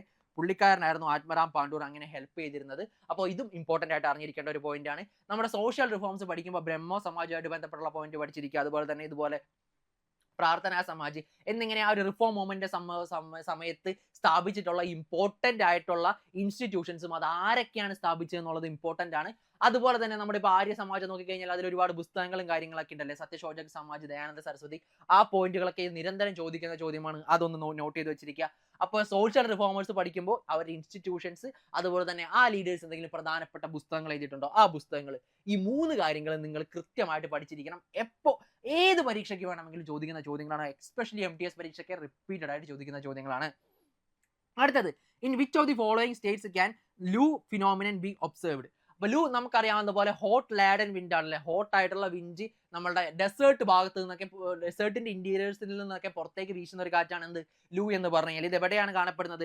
രാജസ്ഥാനിൽ നിന്നാണ്. നിങ്ങൾക്ക് അറിയാവുന്ന പോലെ തന്നെ ഹോട്ട് ലാഡൻ വിൻഡ് ആകുമ്പോൾ എവിടെ നിന്നായിരിക്കും ബ്ലോ ചെയ്യാനായിട്ട് പോകുന്നത്? ഈ പറയുന്ന രാജസ്ഥാൻ ഭാഗത്ത് നിന്നായിരിക്കും ബ്ലോ ചെയ്യാനായിട്ട് പോകുന്നത്. സോ രാജസ്ഥാനിൽ നിന്നാണ് എന്ത് വരുന്നത്, ഈ പറയുന്ന ലൂ ഫിനോമിനൻ വരുന്നത്. ഇത് നമ്മുടെ ഡൽഹി ഭാഗത്തേക്കൊക്കെ വീശുമ്പോൾ ചൂട് പോലെ തന്നെ ഒരു റിലീഫ് ആണെന്ന് കൂടി പറയുന്ന ഒരു വിൻഡാണ് എന്ത്, ലൂ എന്ന് പറഞ്ഞു കഴിഞ്ഞാൽ. സോ നമ്മുടെ ഈ ഒരു ഹോട്ട് വിൻഡ് എവിടെ നിന്നായിരിക്കും വീശുന്നതെന്ന് ചോദിച്ചു കഴിഞ്ഞാൽ ഡെസേർട്ടിന്റെ അകത്ത് നിന്നാണ്. ഡെസേർട്ട് നമുക്കറിയാവുന്ന പോലെ തന്നെ എവിടെയാണ് മരുഭൂമിയൊക്കെ കാണപ്പെടുന്നത്? രാജസ്ഥാനിലാണ്. അപ്പൊ അത്രയും ഒന്ന് നോക്കിയിരുന്നാൽ മതി. അടുത്തത്, rank the following States in the ascending order based on their population density as per 2011. അപ്പൊ നിങ്ങൾക്ക് അറിയാവുന്ന പോലെ തന്നെ നമുക്ക് ഈ ചോദ്യം ഞാൻ പറഞ്ഞത് എസ്പെഷ്യലി ഇടാനുള്ള കാരണം എന്ന് പറഞ്ഞു കഴിഞ്ഞാൽ ഇതുപോലുള്ള ചോദ്യങ്ങൾ നമുക്ക് MTS പരീക്ഷയ്ക്കും പ്രതീക്ഷിക്കാം, നമുക്കിപ്പോൾ വരാനിരിക്കുന്ന പരീക്ഷയ്ക്കും പ്രതീക്ഷിക്കാം. ഇത് ആക്ച്വലി വളരെ ടഫ് ആയിട്ടുള്ള ഒരു ചോദ്യമാണ്. ഇപ്പൊ നിങ്ങൾ ഈ 2011 സെൻസസ് എടുത്തു കഴിഞ്ഞാൽ ഇപ്പോൾ പോപ്പുലേഷൻ ഡെൻസിറ്റിയുമായിട്ട് ബന്ധപ്പെട്ട് നമുക്ക് പഠിക്കാൻ പറ്റുന്നത്, ഒന്ന്, ഏറ്റവും ഹൈ റാങ്കിങ്ങിൽ നിൽക്കുന്ന പോപ്പുലേഷൻ ഡെൻസിറ്റി ഏറ്റവും കൂടിയ സ്റ്റേറ്റുകൾ നമുക്കറിയാവുന്ന പോലെ തന്നെ വെസ്റ്റ് ബംഗാൾ, കേരള, ബീഹാർ, അങ്ങനത്തെ ആ ഒരു ഓർഡർ നമുക്ക് പഠിച്ചു വെക്കാനായിട്ട് പറ്റും. ഓക്കെ, അപ്പൊ ഏറ്റവും ഹൈ റാങ്കിങ്ങിൽ പോപ്പുലേഷൻ ഡെൻസിറ്റിയിൽ നിൽക്കുന്ന സ്റ്റേറ്റുകൾ പഠിക്കാം. അതല്ലെങ്കിൽ പോട്ടെ, ഇനി ഏറ്റവും ലോവസ്റ്റ് പോപ്പുലേഷൻ ഡെൻസിറ്റിയിൽ നിൽക്കുന്ന സ്റ്റേറ്റുകൾ നമുക്ക് പഠിച്ചു വെക്കാനായിട്ട് പറ്റും. ഒരു അവസാനത്തെ 4 ആദ്യത്തെ 4 പഠിച്ചു വെക്കാം. പക്ഷെ ഇതങ്ങനെയല്ല. ചോദിച്ചിരിക്കുന്നതെന്ന് പറഞ്ഞാൽ നോർത്ത് ഈസ്റ്റേൺ സ്റ്റേറ്റ്സ് തന്നിട്ട് അതിനെ പോപ്പുലേഷൻ ഡെൻസിറ്റിയുടെ അടിസ്ഥാനത്തിൽ ഒന്ന് ഓർഡറിൽ എഴുതാൻ പറഞ്ഞു കഴിഞ്ഞാൽ അത് ഇത്തിരി ബുദ്ധിമുട്ടുള്ള കാര്യമാണ്. ഡെഫിനറ്റ്ലി നമുക്കറിയാവുന്ന പോലെ തന്നെ Arunachal Pradesh lowest population density നമുക്ക് വേണമെങ്കിൽ എഴുതാനായിട്ട് പറ്റും. പക്ഷേ അതല്ലാത്ത പക്ഷം എന്താണ്, ഇതൊരു ഓപ്ഷൻ എലിമിനേഷനോ അല്ലെങ്കിൽ കാര്യമായിട്ടുള്ള പ്രിൻസിപ്പിൾസോ ഒന്നും അപ്ലൈ ചെയ്യാൻ പറ്റാത്ത ചോദ്യമാണ്. സോ ഇതുപോലുള്ള ചോദ്യങ്ങൾ വന്നു കഴിഞ്ഞാൽ പാനിക് ആവേണ്ട ആവശ്യമില്ല. വളരെ ടഫ് ക്വസ്റ്റൻ ആണെന്ന് മനസ്സിലാക്കിയിരിക്കുക. അറിയാമെങ്കിൽ മാത്രം ആൻസർ ചെയ്താൽ മതി. ഇതില്ല എങ്കിൽ ആൻസർ ചെയ്യേണ്ട. ഇതിന്റെ ഓപ്ഷൻ ബി ആണ് വരാനായിട്ട് പോകുന്നത്. പക്ഷെ നമുക്ക് എന്ത് മനസ്സിലാക്കിയിരിക്കുക, ഇതുപോലുള്ള ചോദ്യങ്ങൾ നമുക്ക് വന്നു കഴിഞ്ഞാൽ നമ്മൾ ബേസിക്കലി സെൻസസുമായിട്ട് ബന്ധപ്പെട്ട് പഠിച്ച കാര്യങ്ങളിൽ നിന്ന് അല്ലാതെ വളരെ ടഫ് ആയിട്ടുള്ള ഒരു ചോദ്യമാണെന്ന് ആദ്യമേ മനസ്സിലാക്കിയിരിക്കുക. അതൊന്ന് വായിച്ച് നോക്കുക. ഏതെങ്കിലും രീതിയിൽ എലിമിനേറ്റ് ചെയ്യാൻ പറ്റുമോ, എന്തെങ്കിലും ക്ലൂസ് നമുക്ക് ഇടാൻ പറ്റുമോ, ഒന്നും ഇടാൻ പറ്റുന്നില്ലെങ്കിൽ നേരെ സ്കിപ്പ് ചെയ്തോളാം. സമയം വേസ്റ്റ് ആക്കാനായിട്ട് നിൽക്കരുത്. ഓക്കെ, ഇപ്പൊ ഞാൻ നേരത്തെ പറഞ്ഞ പോലെ നമുക്ക് ഹയസ്റ്റ് ആയിട്ടുള്ള 4 പഠിച്ചു വെക്കാം. പോപ്പുലേഷൻ ഡെൻസിറ്റിയുടെ ബേസിലും പോപ്പുലേഷന്റെ ബേസിലും ലോവസ്റ്റ് ആയിട്ടുള്ള ഒരു 4 പഠിച്ചു വെക്കാം. നമുക്ക് അങ്ങനെയും വേണമെങ്കിൽ ക്വസ്റ്റ്യൻ ചോദിക്കാം. അതാണ് ഏറ്റവും എക്സ്ട്രീം. അതല്ലാതെ അതിന് മുകളിൽ നമ്മൾ പഠിച്ചു വെക്കാൻ നിൽക്കരുത്. അത് ഇമ്പോസിബിൾ ആയിട്ടുള്ള കാര്യമാണ്. ഓക്കെ, അടുത്തത്, which of the following is not a feature of contingency fund of India? ഇത്തരത്തിലുള്ള ചോദ്യങ്ങൾ നമുക്ക് എന്ത് ചെയ്യാനായിട്ട് പറ്റും, എക്സ്പെക്ട് ചെയ്യാനായിട്ട് പറ്റും. ഇപ്പൊ ഈ ഒരു ചോദ്യം നോക്കിക്കഴിഞ്ഞാൽ ഇതിലെ ഓപ്ഷൻസ് ഓരോന്നും എടുത്ത് നോക്കിക്കഴിയുമ്പോൾ നമുക്ക് മനസ്സിലാവുന്ന ഒരു കാര്യമുണ്ട്. ഇത് വളരെ ടഫ് ആയിട്ടുള്ള ചോദ്യമാണ്. ഒരു MTS ലെവലിൽ ഒരു കാരണവശാലും ഒരു ഉദ്യോഗാർത്ഥി പഠിച്ചിരിക്കാൻ സാധ്യതയില്ലാത്ത ചോദ്യങ്ങളാണ്. പഠിപ്പിച്ചിട്ട് ആരെങ്കിലും പഠിപ്പിച്ചിട്ടുണ്ടെങ്കിൽ തന്നെ അത് വാസ്റ്റ് ആയിട്ട് പഠിപ്പിക്കുന്ന ഒരു രീതിയാണ്. ഇത്രയും ഒന്നും ആരും MTS പരീക്ഷയ്ക്ക് വേണ്ടി പഠിച്ചിട്ട് പോകേണ്ട ഒരു ആവശ്യമില്ല. ഇപ്പോൾ ആർട്ടിക്കിൾ 267 അണ്ടറിലാണ് ഇത് എസ്റ്റാബ്ലിഷ് ചെയ്തതെന്ന് പറയുന്നുണ്ട്. കൂടാതെ it is issued on behalf of the president of India എന്ന് പറയുന്നുണ്ട്. അതും ഓക്കെ. ഇനി ഇറ്റ് ഈസ് ഫോർ എമർജൻസീസ് എന്ന് പറയുന്നുണ്ട്. അതൊക്കെ ഓക്കെ. ഇതൊക്കെ നമുക്ക് എന്ന് പറഞ്ഞു കഴിഞ്ഞാൽ ജസ്റ്റ് ഒരു എന്താ പറയുക ബേസിക് ഐഡിയ ഉള്ളവർക്ക് അറിയാൻ പറ്റും. പക്ഷേ ഈ ആർട്ടിക്കിൾ ഒന്നും സ്വാഭാവികമായിട്ടും അറിഞ്ഞിരിക്കണമെന്ന് ഉറപ്പ് പറയാൻ പറ്റില്ല. അടുത്തെന്ന് പറഞ്ഞാൽ allowances and emoluments of the president are charge under it. അപ്പൊ 4 ഓപ്ഷൻസ് നമുക്ക് എന്ത് ചെയ്തിട്ടുണ്ട്, തന്നിട്ടുണ്ട്. ഇവിടെ നമുക്ക് ഉപയോഗിക്കേണ്ട ഒരു ട്രിക്ക് എന്ന് പറഞ്ഞു കഴിഞ്ഞാൽ, ഇപ്പൊ നിങ്ങളോട് ക്വസ്റ്റ്യൻ ചോദിച്ചിരിക്കുന്ന കണ്ടിൻജൻസി ഫണ്ട് എന്താണെന്നാണ്. ഇപ്പൊ ഒന്നില്ലെങ്കിൽ കണ്ടിൻജൻസി എന്ന് പറയുന്ന ഒരു വാക്ക് അറിയാമെങ്കിൽ പൊളിറ്റി പഠിക്കാത്ത ഒരാൾക്ക് വേണമെങ്കിൽ മനസ്സിലാക്കിയെടുക്കാം. കണ്ടിൻജൻസി എന്ന് പറഞ്ഞെങ്കിൽ നമുക്ക് എമർജൻസീസിന്, അതായത് അത്യാവശ്യ ആപത്ത് കാലഘട്ടത്തിലൊക്കെ ഒന്ന് സേവ് ചെയ്ത് വെക്കുന്ന, അതായത് ഇപ്പൊ നമുക്കൊരു എമർജൻസിയോ എന്തെങ്കിലും ഒരാവശ്യങ്ങളൊക്കെ വന്നു കഴിയുമ്പോൾ അതിനെടുക്കാൻ വേണ്ടിയിട്ട് ഒരു തുക നമ്മൾ മാറ്റി വെക്കാറുണ്ട്. ആ ഒരു ഫണ്ടാണ് എന്ത് പറഞ്ഞു കഴിഞ്ഞാൽ ഈ കണ്ടിൻജൻസി ഫണ്ട് എന്ന് പറഞ്ഞു കഴിഞ്ഞാൽ. അത് അറിയാവുന്നവർക്ക് അങ്ങനെ എഴുതാം. അതല്ല ഇപ്പോൾ ഒരു പൊളിറ്റി പഠിച്ചൊരു വ്യക്തിയാണെങ്കിൽ അവർ ബേസിക്കലി കണ്ടിൻജൻസി ഫണ്ട് എന്താണെന്ന് പഠിച്ചിട്ടുണ്ടാവും. അതല്ലെങ്കിൽ അതിന്റെ ചിലപ്പോൾ ആർട്ടിക്കിളും പഠിച്ചിട്ടുണ്ടെന്ന് വിചാരിക്കുക. സ്വാഭാവികമായിട്ടും ആ കണ്ടിൻജൻസി ഫണ്ട് സൂക്ഷിക്കുന്ന ആരാണ്, പ്രസിഡന്റ് ഓഫ് ഇന്ത്യ ആണ്. അതുപോലെ തന്നെ അത് എമർജൻസീസിന് വേണ്ടിയിട്ടാണ് ഉപയോഗിക്കുന്നത്. അപ്പോൾ ഈ കണ്ടിൻജൻസി ഫണ്ടിന്റെ ബേസിക് കോൺസെപ്റ്റുകൾ അറിയാവുന്ന ഒരാൾക്ക് ഇത്രയും ഓപ്ഷൻസ് ശരിയാണെന്ന് മനസ്സിലാക്കാൻ പറ്റും. Allowances and emoluments of the president, അതായത് പ്രസിഡന്റിന് കൊടുക്കേണ്ട അലവൻസും എമോളുമെന്റ്സ് ഒക്കെ ചാർജ് ചെയ്തിരിക്കുന്നത് ഈ ഒരു ഫണ്ടിൽ നിന്നാണെന്നാണ് പറഞ്ഞേക്കുന്നത്. അതിന്റെ ആവശ്യം എന്താണ്, നമ്മളൊന്ന് യുക്തി ഉപയോഗിച്ച് നോക്കുക. ഇപ്പൊ ഞാൻ വേറൊരു കാര്യം പറയാം, നിങ്ങൾക്ക് യുക്തി ഒന്നും കിട്ടുന്നില്ല എന്ന് വിചാരിക്കുക.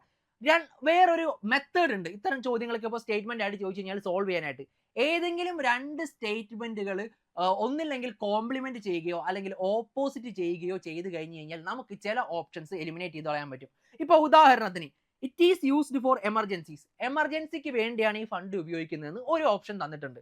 അടുത്ത ഓപ്ഷൻ തന്നിരിക്കുന്നത് allowances and emoluments of the president are charge under it എന്നാണ്. അതായത് പ്രസിഡന്റിന്റെ സാലറിയും അലവൻസും കാര്യങ്ങളൊക്കെ അതിൽ നിന്നാണ് എടുക്കുന്നതെന്ന്. നമ്മളപ്പോൾ തന്നെ നമ്മളുടെ യുക്തി ഒന്ന് ആലോചിച്ച് നോക്കിക്കുക. എമർജൻസിക്ക് യൂസ് ചെയ്യുന്ന ഫണ്ടും പ്രസിഡന്റിന്റെ അലവൻസും എമോളുമെന്റ്സും എന്തിനാണ് ഇതിൽ ചാർജ് ചെയ്യുന്നത്? രണ്ട് സ്റ്റേറ്റ്മെന്റുകളും എന്താണ്? രണ്ട് സ്റ്റേറ്റ്മെന്റും എൻറ്റയർലി ഓപ്പോസിറ്റ് അല്ലെങ്കിൽ കോൺട്രഡിക്റ്റിംഗ് ആണ്, പരസ്പരം യോജിക്കുന്നില്ല അല്ലെ. ഒന്നില്ലെങ്കിൽ ഇത് എമർജൻസിക്ക് ഉപയോഗിക്കണം, അല്ലെങ്കിൽ പ്രസിഡന്റിന് സാലറി കൊടുക്കാൻ ഉപയോഗിക്കണം. രണ്ടിൽ ഏതെങ്കിലും ഒരു കാര്യത്തിന് ഈ ഫണ്ട് ഉപയോഗിക്കാൻ പറ്റുള്ളൂ. കാരണം ഈ രണ്ട് സ്റ്റേറ്റ്മെന്റും തമ്മിൽ യാതൊരു മാച്ചും ഇല്ല. അപ്പൊ നമുക്ക് എന്ത് മനസ്സിലാക്കാൻ പറ്റും? ഈ രണ്ട് സ്റ്റേറ്റ്മെന്റിൽ ഏതോ ഒരു സ്റ്റേറ്റ്മെന്റ് തെറ്റാണ്. അപ്പൊ നേരെ തന്നെ നമുക്ക് ഈ രണ്ട് ഓപ്ഷൻസ് എലിമിനേറ്റ് ചെയ്ത് കളയാനായിട്ട് പറ്റും. ഇതൊരു ട്രിക്കാണ് നമ്മൾ ഉപയോഗിക്കുന്നത്. അതായത് നമ്മൾ സ്റ്റേറ്റ്മെന്റുകൾ വായിച്ച് നോക്കുമ്പോൾ മനസ്സിലാക്കുന്ന ഒരു കാര്യം എന്ന് പറഞ്ഞു കഴിഞ്ഞാൽ, ഏതെങ്കിലും രണ്ട് സ്റ്റേറ്റ്മെന്റുകൾ തമ്മിൽ നമ്മളുടെ യുക്തി വെച്ച് ആലോചിക്കുമ്പോൾ എൻറ്റയർലി കോൺട്രഡിക്റ്റിംഗ് ആണെങ്കിൽ ആ രണ്ട് ഓപ്ഷനിൽ ഏതെങ്കിലും ഒന്ന് ശരിയാവാൻ സാധ്യതയാണുള്ളത്. സോ നമുക്ക് നേരെ എന്തിലോട്ട് എത്താൻ പറ്റും? 50-50 ചാൻസിലോട്ട് എത്താനായിട്ട് പറ്റും. അപ്പോൾ ഈ രീതിക്ക് നോക്കി കഴിയുമ്പോൾ നമുക്ക് ഇതിൽ ഏത് ഒന്നല്ലേ, അപ്പോൾ ബാക്കി സ്റ്റേറ്റ്മെന്റ് കൂടി വായിച്ച് നോക്കുമ്പോൾ നമുക്ക് ഏകദേശം ഒരു ഐഡിയ കിട്ടും. പ്രസിഡന്റ് ആണ് ഇഷ്യൂ ചെയ്യുന്നത്, എമർജൻസിക്കാണ് ഇഷ്യൂ ചെയ്യുന്നത്, ആർട്ടിക്കൽ നമ്പർ, ഇതൊക്കെ നമുക്ക് വായിച്ച് നോക്കുമ്പോൾ പൊളിറ്റി വായിക്കുന്ന ഒരാളാണെങ്കിൽ ഒരു മനസ്സിലോട്ട് ഒരു ഉൾവിളി വരും. എന്ത് വരും? ഓ ശരിയാ, ഇതങ്ങോട്ട് ശരിയായി വരുന്നില്ല ലാസ്റ്റ് പോയിന്റ്. അപ്പോൾ ഓപ്ഷൻ ഡി ആണ് ആൻസർ. കാരണം പ്രസിഡന്റിന്റെ സാലറിയും അലവൻസും സാധനങ്ങളൊക്കെ എന്തിനാണ് നമ്മൾ ഈ പറയുന്ന കണ്ടിൻജൻസി ഫണ്ടിൽ നിന്ന് എടുക്കുന്നത്? ഇത് എവിടെ നിന്നാണ് കൊടുക്കുന്നത്? കൺസോളിഡേറ്റഡ് ഫണ്ടിൽ നിന്നാണ് കൊടുക്കുന്നത് അല്ലേ. നമുക്കറിയാവുന്ന പോലെ തന്നെ ഈ സാലറിയും കാര്യങ്ങളൊക്കെ എവിടെ നിന്നാണ് കൊടുക്കുന്നത്? കൺസോളിഡേറ്റഡ് ഫണ്ടിൽ നിന്നാണ് കൊടുക്കുന്നത്. അപ്പോൾ പല രീതികളിലൂടെ നമുക്ക് എന്ത് ചെയ്യാനായിട്ട് പറ്റും? ഒരു ചോദ്യത്തിന്റെ ഉത്തരത്തിലേക്ക് എത്താനായിട്ട് പറ്റും. നിങ്ങളൊരു ചോദ്യം കാണുമ്പോൾ ശ്രദ്ധിക്കേണ്ട ഒരു കാര്യം, എങ്ങനെയെങ്കിലും ഞാൻ ഇതിന്റെ ആൻസർ കണ്ടുപിടിക്കും എന്നുള്ളതാണ്. അതായത് ഞാൻ പഠിച്ച കാര്യങ്ങളും യുക്തിയൊക്കെ വെച്ച് തല പുകച്ച് അങ്ങോട്ട് ആലോചിച്ചേക്കാം, എന്നിട്ടും കിട്ടുന്നില്ലേ അങ്ങ് വിട്ടേക്കാം. ഈ ഒരു പാറ്റേൺ നിങ്ങൾ ഫോളോ ചെയ്താൽ മതി എക്സാം ഹോളിലും. ഓക്കെ, അടുത്തത്, who does not fall under the executive of Indian union. അപ്പോൾ ഇന്ത്യൻ യൂണിയന്റെ എക്സിക്യൂട്ടീവിന്റെ ഭാഗമല്ലാത്തത് ആരാണെന്നാണ് ചോദിച്ചിരിക്കുന്നത്. നിങ്ങൾക്ക് അറിയാവുന്ന പോലെ തന്നെ പ്രസിഡന്റ് സ്വാഭാവികമായിട്ട് എന്താണ്? ഹെഡ് ഓഫ് ദി എക്സിക്യൂട്ടീവ് ആണ് അല്ലേ. അടുത്ത കൗൺസിൽ ഓഫ് മിനിസ്റ്റേഴ്സ്, സ്വാഭാവികമായിട്ട് കൗൺസിൽ ഓഫ് മിനിസ്റ്റേഴ്സും പ്രൈം മിനിസ്റ്ററും എക്സിക്യൂട്ടീവിന്റെ ഭാഗം തന്നെയാണ്. അപ്പോൾ സ്വാഭാവികമായിട്ട് ഇതിൽ പെടാത്ത ആരാണ്? നമ്മുടെ ചീഫ് ജസ്റ്റിസ് ഓഫ് ഇന്ത്യ ആണ്. അപ്പോൾ ആൻസർ എന്തായിരിക്കും? ചീഫ് ജസ്റ്റിസ് ഓഫ് ഇന്ത്യ ആയിരിക്കും. സിമ്പിൾ ആയിട്ടുള്ള കാര്യമാണ്. നമുക്കിത് വെറുതെ വായിച്ച് നോക്കിക്കഴിഞ്ഞാൽ കിട്ടുന്ന ഒരു ചോദ്യമാണ്. എന്ത്? ഈ പറയുന്ന പോലെ തന്നെ എക്സിക്യൂട്ടീവിൽ പെടാത്തത് ആരാണ്? ചീഫ് ജസ്റ്റിസ് എവിടെയാണ്? ജുഡീഷ്യറിയുടെ ഭാഗമാണ്. സിമ്പിൾ ചോദ്യം അല്ലേ. അപ്പൊ ഇങ്ങനത്തെ സിമ്പിൾ ചോദ്യങ്ങൾ നമ്മൾ പ്രതീക്ഷിക്കണം. ഓക്കെ, അല്ലാതെ എപ്പോഴും ടഫ് ചോദ്യം മാത്രമായിരിക്കില്ല. അടുത്തത്, who among the following wrote a book called India based on his travels and experience in Mauryan India. നിങ്ങൾക്ക് അറിയാവുന്ന പോലെ തന്നെ നമ്മുടെ മൗര്യ സാമ്രാജ്യവുമായിട്ട് ബന്ധപ്പെട്ടുള്ള കൂടുതൽ വിവരങ്ങൾ നമുക്ക് കിട്ടുന്നത് രണ്ട് പുസ്തകങ്ങളിൽ നിന്നാണ്. ഒന്ന് നമ്മുടെ കൗടില്യന്റെ അർത്ഥശാസ്ത്രം, രണ്ടാമത്തെ ബുക്ക് എന്ന് പറഞ്ഞു കഴിഞ്ഞാൽ മെഗസ്തീൻസ് എന്ന് പറയുന്ന ട്രാവലർ എഴുതിയിട്ടുള്ള, അതായത് ഗ്രീക്ക് അംബാസിഡർ ആയിരുന്ന ഒരു വ്യക്തിയാണ് മെഗസ്തീൻസ്, അല്ലെങ്കിൽ ട്രാവലർ ആയിരുന്ന വ്യക്തിയാണ്. പുള്ളിക്കാരൻ എഴുതിയിട്ടുള്ള പുസ്തകമാണ് എന്ത്? ഇന്ത്യ എന്ന് പറഞ്ഞാൽ മെഗസ്തീൻസിന്റെ ഇന്ത്യയിൽ നിന്നും അതുപോലെ തന്നെ കൗടില്യന്റെ അർത്ഥശാസ്ത്രത്തിൽ നിന്നാണ് നമുക്ക് ഈ പറയുന്ന പോലെ മൗര്യ സാമ്രാജ്യവുമായിട്ട് ബന്ധപ്പെട്ട ഡീറ്റെയിൽസും കാര്യങ്ങളൊക്കെ അറിയാനായിട്ട് പറ്റുന്നത്. അപ്പോൾ ഈ ഇന്ത്യ ഇമ്പോർട്ടന്റ് ആയിട്ടുള്ള ബുക്കാണ്. പിന്നെ വിശാഖദത്തന്റെ മുദ്ര രാക്ഷസ, നമുക്കറിയാവുന്ന പോലെ തന്നെ ശുങ്കാസുമായിട്ട് ബന്ധപ്പെട്ടുള്ള കാര്യങ്ങളൊക്കെ അറിയുന്നതാണ് വിശാഖദത്തന്റെ മുദ്ര രാക്ഷസ. അപ്പോൾ ഓരോ സാമ്രാജ്യത്തിലും പ്രധാനപ്പെട്ട പുസ്തകങ്ങൾ ഇതുപോലെയുണ്ട്. പിന്നെ നമുക്ക് ഹർഷവർദ്ധൻ എഴുതിയ കുറച്ച് പുസ്തകങ്ങൾ, രത്നാവലി, അതുപോലെ തന്നെ നാഗനന്ദ, അങ്ങനത്തെ കുറച്ച് ഡ്രാമാസ് ആരാണ് എഴുതിയെന്ന് ചോദിക്കാറുണ്ട് MTS പരീക്ഷയ്ക്ക്. ഹർഷചരിതം എഴുതിയത് ബാണഭട്ടയാണ്, ഇമ്പോർട്ടന്റ് ആണ്. പിന്നെ വരാഹമിഹിരന്റെ പുസ്തകങ്ങളൊക്കെ ഇമ്പോർട്ടന്റ് ആണ്. പിന്നെ മാത്സുമായിട്ട് ബന്ധപ്പെട്ട് സൂൽവസൂത്രമൊക്കെ എഴുതിയത് ആരാണ്? അത് എപ്പോഴും ചോദിക്കുന്ന ഒരു ചോദ്യമാണ്. അങ്ങനെ കുറച്ച് ഏൻഷ്യന്റ് ഇന്ത്യയുടെ പുസ്തകങ്ങൾ കാര്യങ്ങളൊക്കെ ഉണ്ട്. രാജ തരംഗിണി, പിന്നെ കൽഹാന എഴുതിയത് കാശ്മീരുമായിട്ട് ബന്ധപ്പെട്ട്, പിന്നെ ജയദേവന്റെ ഗീതാ ഗോവിന്ദം, അങ്ങനെ കുറച്ച് ഫേമസ് ആയിട്ടുള്ള പുസ്തകങ്ങളുണ്ട്. ഒരു 10-12 പുസ്തകങ്ങളൊക്കെ കാണുള്ളൂ. അതെന്തായാലും പഠിച്ചിട്ടേ പോകാൻ പാടുള്ളൂ കേട്ടോ. അപ്പോൾ ആ ഒരു പുസ്തകങ്ങൾ ഒരു 10-15 പുസ്തകങ്ങളൊക്കെ മാക്സിമം ഉണ്ടാവുള്ളൂ. ഏൻഷ്യന്റ് ഇന്ത്യയുമായിട്ട് ബന്ധപ്പെട്ടുള്ള ആ പുസ്തകങ്ങളൊന്ന് എന്തായാലും നോക്കിയിരിക്കണം, ഇമ്പോർട്ടന്റ് ആണ്. ചിലതിന് സയന്റിഫിക് ആയിട്ടുള്ള പുസ്തകങ്ങൾ ഉണ്ടാവും, ചിലത് ലിറ്ററേച്ചർ ആയിരിക്കും. എന്തൊക്കെയാണെങ്കിലും ശരി, നമ്മൾ ഇമ്പോർട്ടന്റ് ആയിട്ട് ആ ഒരു സാധനങ്ങൾ ഒന്ന് നോക്കി വെച്ചിരിക്കുക. ഓക്കെ, അടുത്തത്, പത്മ അവാർഡായിട്ട് കിട്ടിയിട്ടുള്ള Arjun Singh Dhruv is related to which of the following folk dances. അപ്പോൾ പത്മ അവാർഡ് ജേതാവായിട്ടുള്ള Arjun Singh Dhruv is related to which of the following dances. പുള്ളിക്കാരൻ ഏത് ഫോക്ക് ഡാൻസ് ആയിരുന്നു കളിച്ചതെന്നാണ് ക്വസ്റ്റ്യൻ ചോദിച്ചിരിക്കുന്നത്. ബൈഗയാണ് ഇതിന്റെ ഉത്തരം. ഇത് ഞാൻ ഇടാനുള്ള കാരണം എന്ന് പറഞ്ഞു കഴിഞ്ഞാൽ, നിങ്ങൾ പത്മ അവാർഡ് കറണ്ട് അഫയറിലൊക്കെ കൃത്യമായിട്ട് പഠിച്ചു പോകുന്നുണ്ടാവും. ഇത് കറണ്ട് അഫയറിൽ നിന്ന് ഇട്ടിട്ടുള്ള ചോദ്യമാണ്. അപ്പോൾ ഈ കറണ്ട് അഫയറിൽ നിന്നുള്ള ചോദ്യങ്ങളൊക്കെ ചോദിക്കുമ്പോൾ കിട്ടിയെന്ന് മാത്രം പഠിച്ചാൽ പോരാ, പുള്ളിക്കാരനൊക്കെ ഏത് ഫീൽഡിൽ നിന്നാണ് കിട്ടിയെന്ന് കൂടി പഠിച്ചിരിക്കുന്നത്. ഇത് ചിലപ്പോൾ ആർട്ട് ആൻഡ് കൾച്ചറുമായിട്ട് ലിങ്ക് ചെയ്തിട്ടും ഈ രീതിയിലുള്ള ക്വസ്റ്റ്യൻസ് ഒക്കെ ചോദിക്കാറുണ്ട്. സോ നമ്മൾ എന്ത് മനസ്സിലാക്കിയിരിക്കുക, അങ്ങനെ ഒരു അവാർഡ് അല്ലെങ്കിൽ പത്മശ്രീയോ അല്ലെങ്കിൽ എന്തെങ്കിലും അവാർഡ് കറണ്ട് അഫയർ നിങ്ങൾ പഠിച്ചിട്ടുണ്ടെങ്കിൽ പുള്ളിക്കാരൻ ഏത് ഫീൽഡിലാണ് സ്പെഷ്യലൈസ് ചെയ്തിരിക്കുന്നത് എന്ന് കൂടി ഒന്ന് പഠിച്ചിരിക്കുക കേട്ടോ. അടുത്തത്, ആണ്ടാൾ എന്ന് പറയുന്നത് one of the most famous woman saints. അപ്പോൾ ഇത് വെറുതെ ഇങ്ങനെ ക്വസ്റ്റ്യൻ ആയിട്ട് ഇട്ടിട്ടുള്ളൂ. നമ്മുടെ SSC ക്വസ്റ്റ്യൻ തന്നെയാണ്. Andal was one of the most famous woman saints. അപ്പോൾ ഇതിൽ ഏത് വിഭാഗത്തിലുള്ള വുമൺ സെയിന്റ് ആയിരുന്നു എന്നാണ് ചോദിച്ചിരിക്കുന്നത്. അപ്പോൾ താന്ത്രിക് വിഭാഗത്തിലാണോ, ആൾവാർ വിഭാഗത്തിലാണോ, നയനാർ വിഭാഗത്തിലാണോ, സൂഫി വിഭാഗത്തിലാണോ? നിങ്ങൾക്ക് അറിയാവുന്ന പോലെ തന്നെ ഭക്തി ആൻഡ് സൂഫി മൂവ്മെന്റ് പഠിക്കുമ്പോൾ നമ്മൾ തുടക്കത്തിലെ തന്നെ പഠിക്കുന്ന ആൾക്കാരാണ് ആര്? ഇതുപോലെ തന്നെ ആൾവാറും നയനാരും. ഓക്കെ, അപ്പൊ ഈ ആൾവാരെ കുറിച്ചും നയനാറുകളെ കുറിച്ചും നമ്മൾ എന്തായാലും പഠിക്കുന്ന ഒരു കൂട്ടർ ശിവഭക്തരായിരുന്നു, മറ്റേ കൂട്ടർ വിഷ്ണു ഭക്തരായിരുന്നു. ഇതിൽ ഇമ്പോർട്ടന്റ് ആയിട്ടുള്ള ആൾക്കാർ ആരൊക്കെയായിരുന്നു പഠിക്കുന്നതിൽ ഏറ്റവും ഇമ്പോർട്ടന്റ് ആയിട്ട് നമ്മൾ പഠിക്കുന്ന പേരായിരുന്നു ആര്? ആണ്ടാൾ. കാരണം ആണ്ടാളിനെ കുറിച്ച് നമ്മൾ പഠിക്കാൻ കാര്യം എന്താണ്? ഒരേ ഒരു ആഴ്വാറിലുള്ള വനിതാ സന്യാസിയായിരുന്നു. അതായത് നമ്മുടെ സ്ത്രീ സന്യാസി അല്ലെങ്കിൽ സ്ത്രീ സെയിന്റ് ആയിരുന്നു ആര്? ഈ പറയുന്ന ആണ്ടാൾ എന്ന് പറഞ്ഞാൽ. മീര ഓഫ് ദി സൗത്ത് എന്നൊക്കെ വിളിക്കുന്നത് ആരെയായിരുന്നു? ഈ പറയുന്ന ആണ്ടാളിനായിരുന്നു. ഓക്കെ, പണ്ടാളിനായിരുന്നു എന്ത് നമ്മൾ വിളിക്കുന്നത്? മീര ഓഫ് ദി സൗത്ത് എന്നൊക്കെ വിളിക്കുന്നത്. അപ്പോൾ ആഴ്വാർ ആയിരുന്നു ആര്? ഈ പറയുന്ന ആണ്ടാൾ എന്ന് പഠിച്ചിരിക്കുക. ഓക്കെ, അപ്പൊ ആണ്ടാൾ എന്ന് പറയുന്ന സ്ത്രീ എന്ന് പറഞ്ഞു കഴിഞ്ഞാൽ മീര ഓഫ് ദി സൗത്ത് എന്നൊക്കെ വിളിച്ചു കഴിഞ്ഞാൽ ഒരേ ഒരു ഭക്തി മാർഗത്തിൽ ഒരേ ഒരു ആഴ്വർ സന്യാസിനി ആയിരുന്ന ഒരു വ്യക്തിയായിരുന്നു ആര്? ഈ പറയുന്ന ആണ്ടാൾ. അപ്പൊ വനിതയായിരുന്ന ഒരേ ഒരു സന്യാസി ആയതുകൊണ്ട് തന്നെ നമുക്ക് എക്സാം പോയിന്റ് ഓഫ് വ്യൂ അത് ഇമ്പോർട്ടന്റ് ആണ്. അപ്പൊ എന്തായാലും ഒന്ന് പഠിച്ചിരിക്കുക. അപ്പൊ നമുക്ക് അടുത്തൊരു ക്വസ്റ്റിനിലേക്ക് കടക്കാം. അപ്പൊ അടുത്ത ചോദ്യത്തിലേക്ക് കടന്നു കഴിഞ്ഞാൽ Rath Yatra festival of Puri is celebrated as the sacred journey of which of the following Hindu deities? നിങ്ങൾക്ക് അറിയാവുന്ന പോലെ തന്നെ പുരി ജഗന്നാഥ ക്ഷേത്രത്തിലാണ് എന്ത് നടത്തുന്നത്? രഥയാത്ര നടത്തുന്നത്. ഈ ഒരു പോയിന്റ് നിങ്ങൾ എന്തായാലും പഠിച്ചിട്ടുണ്ടാവും. അതായത് പുരി ജഗന്നാഥ ക്ഷേത്രത്തിൽ വെച്ചാണ് എന്ത് നടത്തുന്നത്? രഥയാത്ര നടത്തുന്നത്. ഒഡീഷയിലുള്ള പുരി ജഗന്നാഥ ക്ഷേത്രത്തിൽ വെച്ചാണ് രഥയാത്ര നടത്തുന്നത് എന്നുള്ള പോയിന്റ് നിങ്ങളുടെ മനസ്സിലുണ്ടാവും. എന്തായാലും ബേസിക് ആയിട്ട് പഠിക്കുന്ന ഒരു കാര്യമാണ്. അപ്പോൾ ആ ഒരു പോയിന്റ് വെച്ച് നമുക്ക് ഈ പറയുന്ന ആൻസറിലേക്ക് എത്തിപ്പെടാനായിട്ട് പറ്റും. ഓപ്ഷൻ ഡി ആണ് ഇതിന്റെ ആൻസർ വരാനായിട്ട് പോകുന്നത്. നമുക്കറിയാവുന്ന പോലെ തന്നെ ഒഡീഷയിലാണ് ഈ പുരി ജഗന്നാഥ ക്ഷേത്രം സ്ഥിതി ചെയ്യുന്നത്. മറ്റൊരു ഇമ്പോർട്ടന്റ് ആയിട്ടുള്ള ക്ഷേത്രം ഉണ്ട്, എന്ത്? സൂര്യക്ഷേത്രം.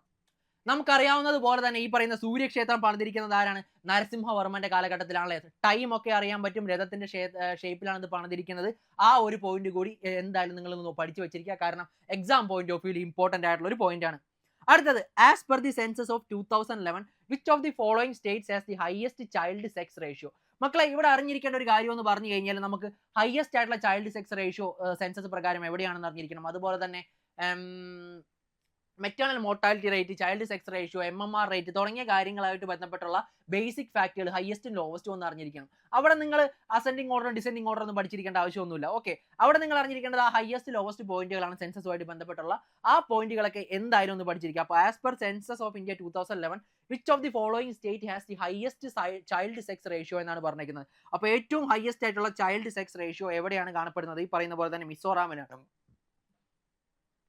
അപ്പോൾ ഏറ്റവും ഹയസ്റ്റ് ആയിട്ടുള്ള ചൈൽഡ് സെക്സ് റേഷ്യോ കാണപ്പെടുന്നത് മിസോറാമിലാണെന്ന് മനസ്സിലാക്കിയിരിക്കുക കേട്ടോ. അപ്പോൾ ഏറ്റവും ഹയസ്റ്റ് ചൈൽഡ് സെക്സ് റേഷ്യോ കാണപ്പെടുന്നത് മിസോറാമിലാണ്. ഇവിടെ നിങ്ങൾ മനസ്സിലാക്കിയിരിക്കേണ്ട ഒരു കാര്യം എന്ന് പറഞ്ഞാൽ ഇവിടെ പലരും വിചാരിക്കുക നേരെ കേരളം ഓപ്റ്റ് ചെയ്യാനുള്ള സാധ്യതയുണ്ട്. നമ്മൾ മലയാളികളായതുകൊണ്ട് തന്നെ കേരളമാണെന്ന് വിചാരിക്കും. പക്ഷേ അല്ല, ഓപ്ഷൻ മിസോറാമിലാണ് ഏറ്റവും ഹയസ്റ്റ് ചൈൽഡ് സെക്സ് റേഷ്യോ കാണപ്പെടുന്നത്. മിസോറാമിലാണെന്ന് മനസ്സിലാക്കിയിരിക്കുക. ലോവസ്റ്റ് പറയുന്നത് ഹരിയാനയിലാണ് കേട്ടോ. ലോവസ്റ്റ് പറയുന്നത് ഹരിയാനയിലാണ്. ഓക്കെ, ലോവസ്റ്റ് വരുന്നത് ഹരിയാനയിലാണ്. അപ്പോൾ അതുകൂടി ഒന്ന് മനസ്സിലാക്കിയിരിക്കുക. അടുത്തത്, who among the following personalities from the Carnatic music correctly represent Trinity of Carnatic music? ഒന്നുമില്ല, കർണാട്ടിക് സംഗീതത്തിലെ ത്രിമൂർത്തികൾ എന്ന് വിളിക്കുന്നത് ആരെയൊക്കെയാണെന്നാണ് ക്വസ്റ്റ്യൻ ചോദിച്ചിരിക്കുന്നത്. അപ്പോൾ കർണാട്ടിക് സംഗീതത്തിലെ ത്രിമൂർത്തികൾ എന്ന് വിളിക്കുന്നത് ആരെയൊക്കെയാണ്? ഈ പറയുന്ന പോലെ തന്നെ ത്യാഗരാജസ്വാമികൾ, മുത്തുസ്വാമി ദീക്ഷിതാർ, അതുപോലെ തന്നെ ശ്യാമശാസ്ത്രികൾ. ഈ 3 പേരെയുമാണ് എന്ത് വിളിക്കുന്നത്? കർണാട്ടിക് സംഗീതത്തിലെ ത്രിമൂർത്തികൾ എന്ന് വിളിക്കുന്നത്. ഇപ്പോൾ മ്യൂസിക് ആയിട്ട് ബന്ധപ്പെട്ട് നിങ്ങൾ പഠിച്ചിരിക്കേണ്ട ഒരു ഇമ്പോർട്ടന്റ് ആയിട്ടുള്ള പോയിന്റുകൾ എന്ന് പറഞ്ഞാൽ ഒന്ന് ഭരതമുനിയുടെ നാട്യശാസ്ത്രവുമായിട്ട് ബന്ധപ്പെട്ട്, പിന്നെ സാമവേദമാണ് ഇതിന്റെയൊക്കെ ഒരു ഉത്ഭവം എന്ന് അറിഞ്ഞിരിക്കുക. ഇതുപോലുള്ള ഇമ്പോർട്ടന്റ് പോയിന്റുകൾ, പിന്നെ രാഗം പോലുള്ള സാധനങ്ങളിൽ എത്ര രാഗങ്ങൾ ഉണ്ടെന്നൊക്കെ ഒന്ന് അറിഞ്ഞിരിക്കുക. അങ്ങനെ കുറച്ച് ബേസിക് സാധനങ്ങളിലേക്ക് പോയാൽ മതി. എക്സാമിന് ചിലപ്പോഴൊക്കെ ഇതിലും ഡീപ്പായിട്ട് ചോദിക്കാറുണ്ട്. ഇപ്പൊ ചോദിച്ചു കഴിഞ്ഞ് കഴിഞ്ഞാൽ ഈ ഓർഡർ ഒക്കെ ചോദിക്കാറുണ്ട്. ഇന്ന സാധനങ്ങൾ ഡിവൈഡ് ചെയ്ത്, അതായത് പക്ക ഒരു സംഗീതം പഠിച്ച ഒരു വ്യക്തിക്ക് മാത്രം അറിയുന്ന ചില പോയിന്റുകളൊക്കെ ചോദിക്കാറുണ്ട്. അത്ര ഡീപ്പായിട്ടൊന്നും പോകാൻ നിൽക്കണ്ട. ഇപ്പൊ പോകണമെന്നുണ്ടെങ്കിൽ പോയിക്കോ, കുഴപ്പമില്ല. അല്ല, ഇപ്പൊ ഈ വഴിക്ക് ഡയറക്റ്റ് ബൈ ഹാർട്ട് പഠിക്കുകയാണെങ്കിൽ പഠിച്ചോ, അത് പിന്നെയും നിങ്ങൾ ചെയ്തോ. അതല്ലാതെ വളരെ ഡീപ്പായിട്ട് അത്രയും ഡീപ്പായിട്ടൊന്നും പഠിക്കേണ്ട ആവശ്യമില്ല. ബേസിക് ആയിട്ടുള്ള ഈ ഒരു കാര്യങ്ങൾ മാത്രം നിങ്ങൾ നോക്കിയിരുന്നാൽ മതി. വളരെ ഡീപ്പായിട്ട് പോകുന്നത് നമ്മുടെ ഒരുപാട് സമയം കളയും, നമ്മുടെ മറ്റു കാര്യങ്ങൾ പഠിക്കാനായിട്ട് നമുക്ക് പറ്റാതെ ആവുകയും ചെയ്യുന്നുണ്ട്. ഓക്കെ, അടുത്തത്, with which of the following organization was Henry Louis Vivian Derozio a teacher of Hindu college of Calcutta associated? അപ്പോൾ നമുക്ക് സിമ്പിൾ ആയിട്ട് നമുക്ക് സോഷ്യൽ റിഫോം മൂവ്മെന്റിൽ പഠിക്കുന്ന ഒരു കാര്യമാണ്.